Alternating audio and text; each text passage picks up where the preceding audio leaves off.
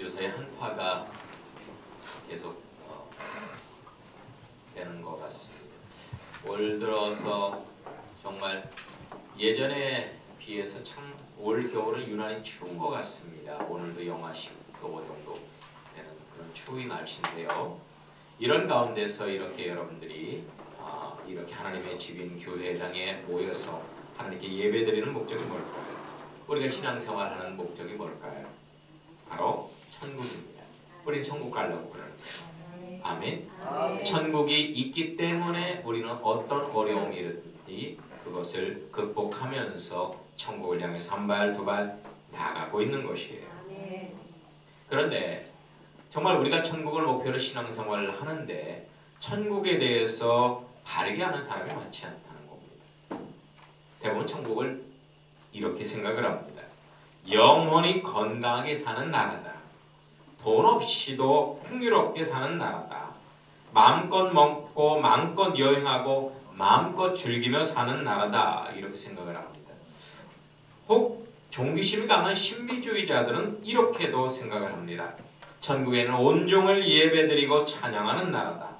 금면류관을 쓰고 각종 보석으로 장식한 세마포 옷을 입고 경건하게 거룩하게만 사는 나라다. 이렇게 생각을 합니다.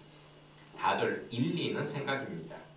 하지만 성경이 증거하고 있는 천국과는 거리가 먼 개념들입니다. 대부분의 그리스도인들은 우리가 들어가 영생하는 천국을 너무나 세상적으로만 이해를 하거나 아니면은 막연한 그런 신비주의적인 그런 개념으로만 이해를 합니다. 성경에서는 천국이 이렇게 생겼다라고 구체적으로 증거하지는 않습니다. 하지만 천국의 원리에 대해서는 분명하게 증거를 하고 있어요. 한마디로 천국은 뭐다? 익어진 열매를 저장하는 곳간이다. 한번 따라서 해보십시다.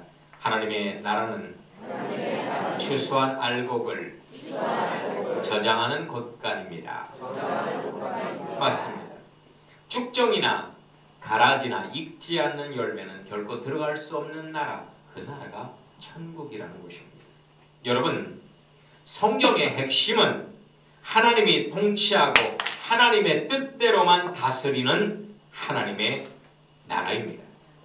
한마디로 성경의 핵심은 하나님의 나라예요. 인간의 주권으로 인간의 정욕을 충족시켜주는 인간의 나라가 아니라는 것입니다. 그런데 현대인들은 천국을 인본적인 나라로 오해를 하고 있습니다. 성경에서 인간의 주권으로 다스리는 나라를 애굽 또는 바벨론이라고 표현합니다. 하지만 하나님의 주권으로 다스리는 하나님의 나라를 가나안 땅 또는 천년 메시아 왕국 이렇게 표현을 합니다. 성경 66번은 철저히 하나님의 나라 회복을 강조합니다. 하나님의 나라 회복을 강조한다는 거예요. 인간의 정욕이 만족되는 나라가 아닙니다. 하나님의 성령과 진리가 충만한 그런 하나님의 나라입니다. 인간의 나라가 무너지고 하나님의 나라가 계곡되는 것을 집약적으로 증거하고 있는 성경이 바로 요한계시록입니다. 요한계시록은 지나간 사건을 상징적으로 쓴 소설책도 아닙니다. 그렇다고 미래에 일어날 종말론적 사건을 단순하게 예언한 예언서도 아닙니다. 요한계시록은 하나님의 나라 회복을 증거하는 구원의 성경책입니다. 할렐루야. 현대 기독교는 세상에서의 풍요와 건강과 평안한 삶을 강조를 하고 있어요.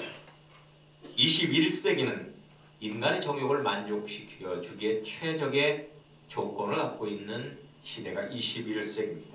물질적으로 대단히 풍요롭습니다. 인간의 자유와 주권을 극대화시키는 포스트 모더니즘의 사상이 세상을 지배하고 있습니다. 포퓰리즘을 앞세운 정치인들이 최상의 복지를 추구하면서 정치를 합니다. 한마디로 인간의 자아 실현을 최상의 목표로 추구하고 있는 시대가 21세기라는 거예요. 인간의 복지, 인간의 이상, 인간의 자유. 그럼에도 불구하고 하나님의 나라는 기독교에서 가장 중요한 교리입니다. 세상이 뭐라고 하든 간에 성경에서 증거하고 있는 기독교의 핵심적인 교리는 하나님의 나라예요. 하나님의 나라. 하나님의 나라는 인간의 자아가 완전히 깨어질 때 가능한 신본주의 나라입니다. 교회, 신학, 목사, 성경, 봉사, 전도, 예배 등 모든 것이 다 하나님의 나라 회복을 위한 것들입니다. 하나님의 나라 회복은 우리 신앙의 목적입니다. 교회 설립의 목적입니다. 예수님께서 이 땅에 오신 목적이기도 하죠. 하나님의 나라 기초를 닦으신 것이 예수님의 초림입니다. 하나님의 나라 건설을 완성하신 것이 바로 예수님의 재림입니다. 예수님께서 공생에 최초로 외쳤던 것이 뭐예요? 하나님의 나라예요. 하나님의 나라를 외쳤어요. 하나님의 나라. 강조합니다마는 성경은 인간의 나라, 풍요와 번영과 건강과 즐거움과 복락을 외치는 책이 아닙니다. 하나님의 나라 회복을 외치는 책이 바로 성경이라는 것을 분명히 아시기 바랍니다. 여러분, 인간의 특별한 이유가 뭘까요? 하나님께서는 창조할 때 우리 마음에 하나님의 나라를 창조해 놓으셨습니다. 이것이 인간 창조의 놀라운 비밀입니다. 그래서 하나님께서는 하나님이 창조해 놓으신 하나님의 나라에서 왕이 되어 우리를 통치하기를 원하셨습니다. 하지만 하나님은 사랑이십니다. 그래서 인간이 자유의지적으로 하나님을 왕으로 모시기를 원했습니다. 강권적으로 통치하기를 원치 않으셨습니다. 하지만 인간은 그것을 거부합니다. 그리고 인간 스스로가 왕이 됩니다. 이것을 뭐라고 해요? 선악과를 먹었다 또는 타락했다라고 표현을 하는 겁니다. 인간은 사탄의 도움을 받아 하나님의 나라를 파괴하고 인간의 나라인 바벨론을 건설합니다. 구약에서는 니무롯과 그의 부인 세미라미스를 통하여 건설되었습니다. 이 종말 시대에는 적그리스도와 득불짐승인 거짓 선지자를 통해서 신바벨론 제국이 건설됩니다. 그것을 우리는 세계 단일 정부라고 표현합니다. 세계 단일 정부. 하지만 결국 그 나라는 이상과는 달리 인간이 노예가 되고 사탄이 왕이 되어서 사는 지옥이 될 것입니다. 지옥이 될 거예요. 하지만은 하나님은 예수 그리스도를 통해서 무너진 하나님의 나라를 재건하기를 간절히 원하고 계십니다. 예수님을 통한 하나님의 나라의 회복, 이것이 복음의 핵심 메시지입니다. 예수님을 통한 하나님의 나라 회복. 본문 한번 보시기 바랍니다. 본문에는 하나님의 나라가 어떻게 회복되는지를 비유적으로 증거하고 있습니다. 땅에 뿌린 씨, 싹이 나고 줄기가 생기고 이삭이 생기고 그 다음에 잘 익은 열매가 되면 추수되어 곳간에 저장한다. 어떻게 보면 단순한 이야기죠. 평범한 이야기입니다. 자연적인 현상을 기록해 놓고 있습니다. 그런데 여기에는 구원에 대한 놀라운 비밀이 숨겨져 있습니다. 이 모든 과정이 인간의 노력이 아닌 자연스러운 은총으로 이루어진다는 것을 우리에게 알려주고 있습니다. 이 비유의 핵심이 뭘까요? 성숙되어 익은 열매가 되었을 때만이 추수되어 곳간에 저장된다는 겁니다. 곳간에 저장되는 조건은 익은 열매가 되어야 된다는 거예요. 알곡이 되어야 된다는 거예요. 성숙을 신학적으로는 뭐라고 해요? 성결, 성화되었다, 그리스도인에 완전히 도달하였다 라고 표현합니다. 그렇다면 성화의 조건은 무엇일까요? 성화의 조건이 무엇이냐 말이에요. 영적 성장의 조건이 무엇이냐 말이에요. 그것은 바로 단순한 믿음과 기다림입니다. 한번 따라서 해보십시다. 믿고 기다립시다. 믿고 기다립시다. 믿고 기다리는 것이 영적 성장의 놀라운 비밀이라는 것입니다. 성화의 주체자는 누구예요? 하나님이십니다. 객체자인 우리가 할 수 있는 것은 비동력으로 믿고 기다리는 것밖에 없습니다. 그래서 신앙생활하는 데 있어서 믿음과 인내가 가장 중요한 이유가 여기에 있는 것이에요. 저는 얼마 전에 아주 특별한 선물을 받았습니다.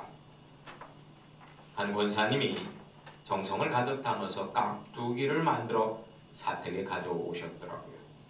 참으로 먹음직스러워 보였습니다. 저는 그것을 부엌 한 구석에 두었습니다. 익으라고요. 그리고 며칠 후에 그 뚜껑을 열으니까 얼마나 냄새가 향긋한지. 그리고 정말 맛깔스럽게 보였습니다. 저는 라면을 끓여서 밥 한 공기를 거기에 말았어요. 그리고 나서 거기다 깍두기 하나를 집어서 라면이랑 같이 먹었습니다. 그런데 얼마나 맛있던지 제 입안에서 천년왕국이 개국된 것처럼 그렇게 맛있었습니다. 정말 잘 익은 깍두기 한 그릇이 임금님 밥상 부럽지 않았습니다. 잘 생각해보니 이 깍두기는 3단계의 그런 과정을 거쳐서 감칠맛 나는 맛있는 깍두기가 된다는 것을 알게 되었어요. 첫 번째는 절임의 단계입니다. 사각으로 썰어진 무는 왕석을 팍팍 뿌려서 잘 절여줘야 합니다. 잘 절여져야 물이 빠져나오고 보기 좋고 맛깔스러운 깍두기가 만들어질 수 있습니다. 절임은 뭐예요? 고난을 의미합니다. 소금과 같은 고난이 우리 영혼에 뿌려질 때 우리 영혼에 불순물이 빠져나오게 됩니다. 하나님께서는 이스라엘 백성들에게 광야에서 고난의 소금을 뿌려서 애굽의 노예 근성을 다 뿌리 뽑아 가나안 땅에 입성시키셨듯이 영적인 광야에 있는 우리들에게도 고난의 소금을 뿌려서 우리 영혼에 있는 죄악성의 그런 모든 불순물을 다 뽑아내시고 가나안 땅과 같은 천국으로 인도하시는 것입니다. 아멘. 두 번째로 버무림의 단계입니다. 파, 마늘, 생강, 무이파리, 액젓, 찹쌀가루, 고춧가루 이것을 잘 넣어서 버무립니다. 이것은 고난을 통해서 가난해지고 비워준 우리의 영혼에 채워지는 신령한 은혜들을 의미하는 겁니다. 이 은혜는 말씀과 찬양, 기도, 봉사, 전도를 통해서 얻을 수 있습니다. 이 은혜들이 우리의 절여진 영혼에 골고루 섞이는 것이죠. 그럼 어떻게 됩니까? 좀 더 맛있어지겠죠. 그런데 여전히 깊은 맛이 안 납니다. 감칠맛 나는 맛이 안 납니다. 왜 그렇습니까? 숙성되지 않았기 때문이에요. 마지막 단계가 있습니다. 뭐냐? 숙성의 단계예요. 숙성되는 단계가 필요합니다. 이것은 깍두기를 깍두기답게 하는 가장 중요한 단계가 숙성의 단계입니다. 온갖 양념으로 잘 버무려진 깍두기가 옹기에 넣어져 땅속에 묻히게 됩니다. 어둡고 캄캄한 곳에서 오랜 시간 지나면 자연 발효가 돼서 침샘을 자극하는 맛과 향을 만들어내는 겁니다. 맛뿐만이 아니에요. 유산균이 풍부해져서 영양가도 만점이 되는 거예요. 여러분, 숙성 단계는 기다림의 단계입니다. 인내의 단계입니다. 아무리 좋은 조건을 가지고 신앙생활을 해도 하나님의 때까지 기다리지 않는다면 결단코 익어지질 않습니다. 여러분, 깍두기는 익어야 맛이 있는 겁니다. 익어야 영양가도 풍부한 것입니다. 익지 않는 깍두기는 임금님 수라상에 올라갈 수가 없습니다. 반드시 익어져야만 되는 것입니다. 요한계시록에 등장하는 소아시아의 라오디게아 교회 목회자는 최상의 조건을 가지고 있었습니다. 그런데 스스로는 부유하다고 자부했지만은 실상은 어땠다는 거예요? 가난했다는 거예요. 가련했다는 거예요. 곤고했다는 겁니다. 뭐예요? 불량깍두기예요. 불량깍두기. 한번 따라서 해보세요. 불량깍두기. 불량깍두기. 옆에 있는 분에게 말씀해 보세요. 당신은 불량깍두기? 불량깍두기. 반면에 빌라델피아 교회 목회자는 적은 능력을 갖고 있었습니다. 보잘것없는 사람이에요. 지극히 평범합니다. 내놓을 것이 아무것도 없습니다. 그런데 이 사람은 생명의 면류관을 쓰고 있었습니다. 이건 뭐예요? 잘 익어져 감칠맛 나는 깍두기라는 거예요. 맞는 깍두기. 아주 맛있는 깍두기죠. 이 사람의 영혼이 가장 만나게 주님이 보실 때 익어졌다는 겁니다. 그 정표로 생명의 면류관을 받은 것입니다. 여러분, 이 두 사람의 공통점과 차이점이 뭘까요? 두 사람은 다 구원받은 사람이에요. 한 사람은 세상적으로 좋은 조건을 가지고 있습니다. 다른 사람은 그렇지 못합니다. 그렇다면 무엇이 이들의 성숙을 결정지었을까요? 정답은 인내입니다. 한번 따라 해보십시다. 인내. 인내. 인내합시다. 인내합시다. 조금만 더 참으십시다. 조금만 더 참으십시다. 아멘. 아멘. 필라델피아 교회의 목회자는 인내의 말씀을 잘 지켰다라고 성경은 증거합니다. 하지만 라오디게아 교회 목회자는 잘 인내하지 못했습니다. 인내가 문제라는 거예요. 인내가 문제라는 거예요. 내가 얼마만큼 소유했느냐, 나의 스펙이 어떠냐, 이게 문제가 아니에요. 내 나이가 몇 살이냐, 내가 어떤 경험을 했느냐, 얼마나 많은 재산을 갖고 있느냐, 내 성경 지식이 얼마나 많으냐, 이것이 문제가 아니에요. 내가 얼마나 지금 인내하고 있느냐, 얼마나 인내를 잘하고 있느냐, 이것이 문제라는 거예요. 인내는 주님을 사랑할 때, 자기를 잘 부인하여 겸손해질 때 실천되어질 수 있는 최고의 덕행이 인내입니다. 인내하지 못하면 어떻게 돼요? 쉽게 혈기를 냅니다. 짜증을 냅니다. 신경질을 냅니다. 조급해집니다. 세상과 쉽게 타협하게 되는 것이죠. 성령의 열매를 맺지 못하게 되는 겁니다. 깍두기가 온기에서 인내하면 유산균이 역사에서 화학적 변화를 일으켜서 익어지는 것입니다. 마찬가지로 내 영혼이 주님의 십자가 안에서 잘 인내하면 성령께서 역사하셔서 내 영혼에 화학적 변화가 일어나서 거룩해지는 것입니다.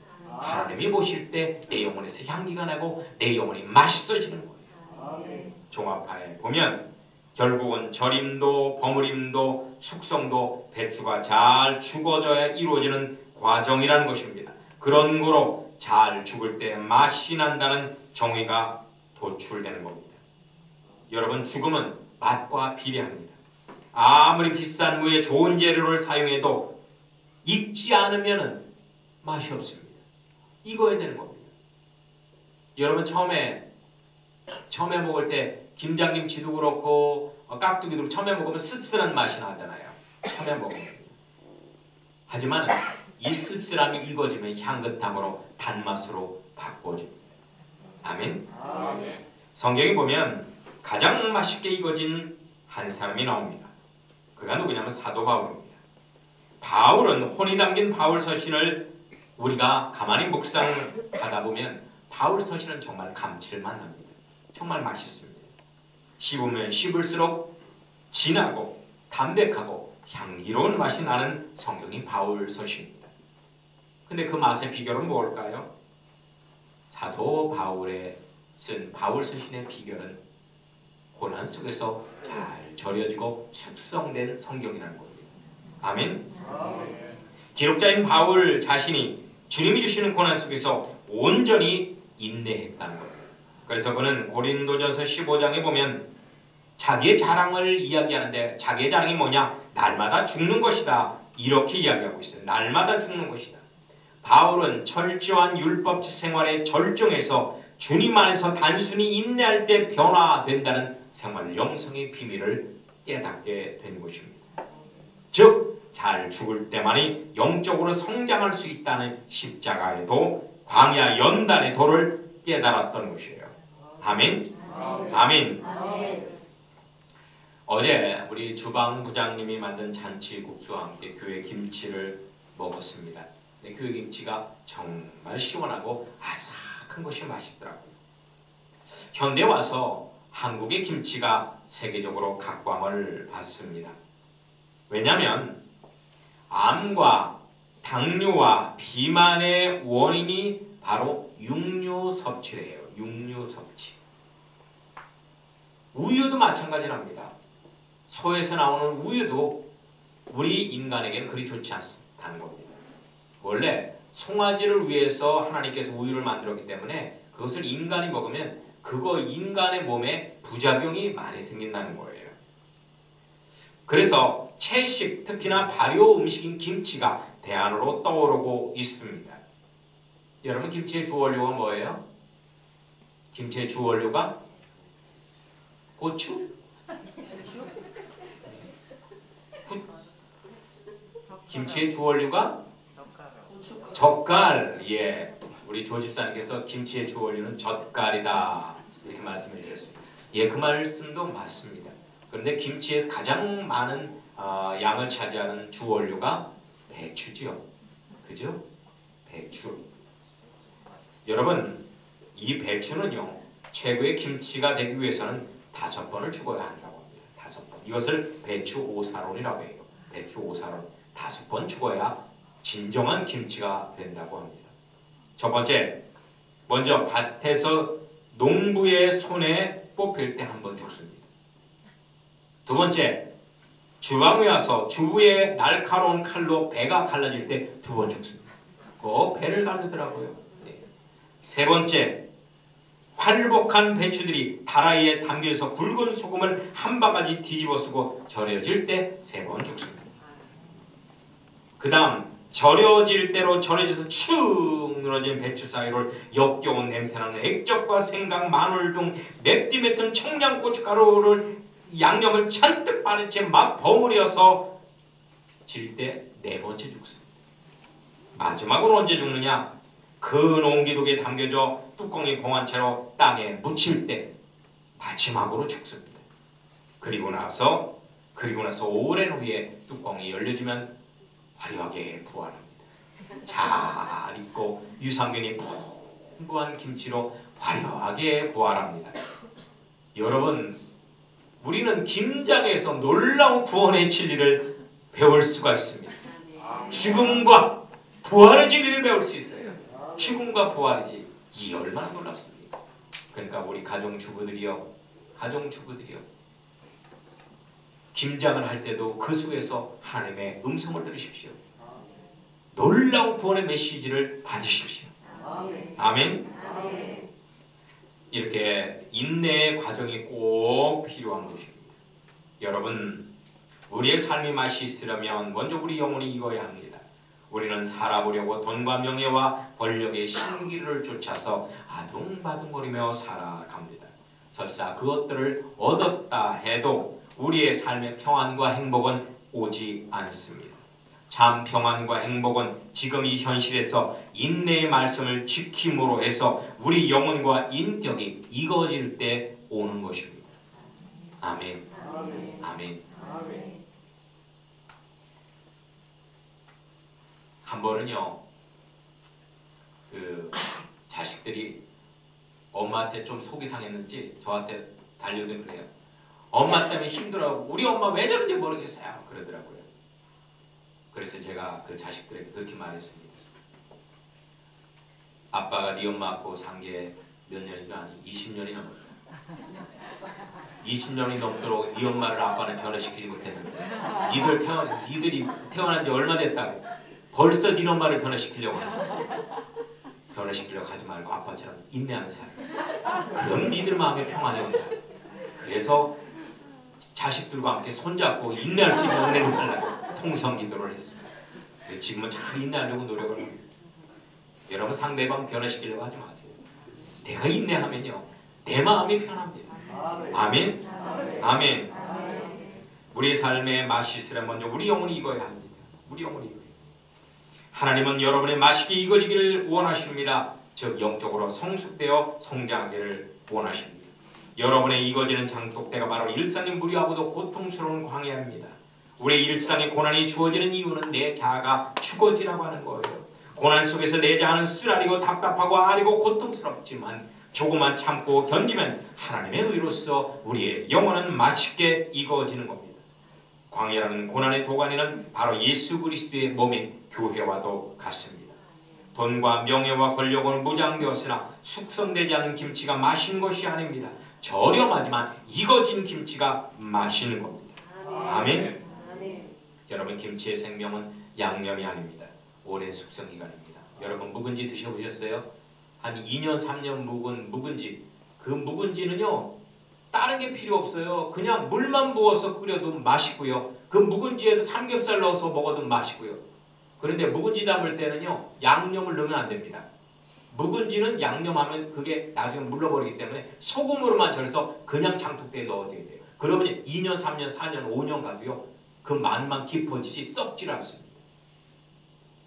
그러니까 김치의 생명은 숙성되는 거예요. 죽어지는 거예요. 인내하는 거예요. 아무리 화려한 양념 쳐봤자 소용없습니다. 원래 김치는요, 김장은 양념을 많이 섞으면 안 돼요. 원래 경기도나 이 경상도 김치는 양념을 많이 안 섞고 전라도 김치는 양념을 많이 섞는데요. 양념을 많이 섞으면 처음에 먹을 때는 좋아요. 겉절이 김치는 맛있는데 오래 숙성되면 맛이 떨어집니다. 우리 양념을 많이 안 든 것이 숙성돼서 시원하고 그리고 거기에 깊은 맛이 나는 거예요. 이건 제 개인적인 의견이에요. 김장을 저도 하다 보니까 그냥 제가 느낀 것뿐이에요. 여러분 명심하십시오. 하나님의 나라는 오직 주님 안에서 인내의 삶을 통해서 완성되는 곳입니다. 아멘. 하나님의 나라는 추수한 알곡만을 저장하는 곳간이기 때문입니다. 할렐루야. 아멘. 찬양하십니다.